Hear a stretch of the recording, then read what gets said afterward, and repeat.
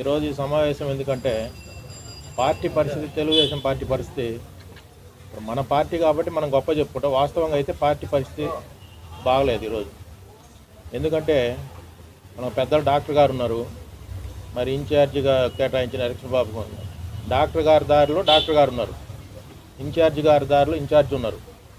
మరి కార్యకర్తలు కానీ ఎవరైనా మన పార్టీలోకి ఆహ్వానించి పార్టీకి బలం పెంచుదామనే ఆలోచన అయితే తగ్గిపోయింది. నీ వర్గం మనుషులా, నా వర్గం మనుషులా అనే దాని మీదనే ఎక్కువ ఫోకస్ ఉంది తప్ప మన పార్టీ వాళ్ళనే ఫోకస్ మాత్రం తగ్గిపోయింది. దాన్ని మనం అధిష్టానం దృష్టికి కూడా ఒకసారి చెప్పినాం. ఇట్లనే ఉంటే మన పరిస్థితి, గత ఎన్నికల్లో మనము 2 సార్లు చూసాం. ఈ రాష్ట్రం విడిపోయిన తర్వాత మనకేం ఫలితాలు రాలేదు. మరి ఈరోజు ఇంత అరాచకమైన ప్రభుత్వంలో వ్యతిరేకత ఉన్నా మన పార్టీలోకి ఎవరినైనా ఆహ్వానించి మా పార్టీకి సహాయం చేయని అడిగితే, మీ పార్టీలో మెయిన్ ఎవరయ్యా అని అడిగితే మేము కూడా దానికి తలవంచాల్సి వస్తుంది. ఎందుకంటే పెద్దలే ఎవరి దారిన వాళ్ళు ఉన్నారు. ఈ పార్టీ పరిస్థితి అట్లా ఉంది ఈరోజు ఎర్రగొండపాలెంలో.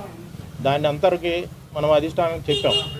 అందరినీ సమన్వయం చేసి వాళ్ళు ఏ నిర్ణయం తీసుకున్నా పార్టీ కార్యకర్తలు అందరూ సిద్ధంగా ఉన్నారు పనిచేయడానికి. కానీ ఇట్లాంటి పరిస్థితుల్లో మనం గెలవాలంటే చాలా కష్టమైన పని.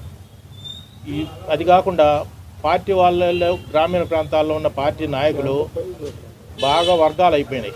రెండు ఒక డాక్టర్ వర్గం అని, ఇన్ఛార్జి గారి వర్గం అని, అట్లా రకరకాలుగా వాళ్ళందరినీ ఏకాభిప్రాయంగా మరి తీసుకొచ్చి మాట్లాడి పార్టీకి సహాయం చేయమని కోరే మనిషి ఈరోజు లేడు. ఎవరెమ్మటి వాళ్ళు వస్తే వాళ్ళే పట్టుకొని తిరుగుతున్నారు. అందరిని కలిపి మన పార్టీకి చేద్దామనే ఏకాభిప్రాయం తీసుకురావాల్సిన బాధ్యత పార్టీ నాయకుల మీద ఉంది.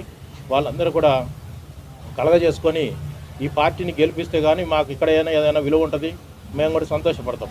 అట్లా కాకుండా నా మనుషులు ఉన్నారంటే ఆ మనుషులు దేనికి పనికి వస్తారు, దేనికి పనికి గతంలో చూస్తున్నాం 10 సంవత్సరాల నుంచి. మనం ఎట్లుందంటే ఈ పరిస్థితి, మనకు పాస్ కావాలంటే 35 మార్కులు రావాలా, మనకి ఎప్పుడు 30 మార్కులు వస్తుంటాయి. ఇంకా 5 మార్కులు ఎక్కడ ఉన్నాయంటే లోపం 5ట్లో ఒక 3 మార్కులు మన దగ్గరే లోపం ఉంది, పార్టీ వాళ్ళ దగ్గరే. మన పార్టీ వాళ్ళందరూ కరెక్ట్గా సమిష్టిగా ఉండి ఏకనాయకత్వం ఉంటే ఎదుటి వాళ్ళు కూడా మనల్ని నమ్మి చేరుతారు.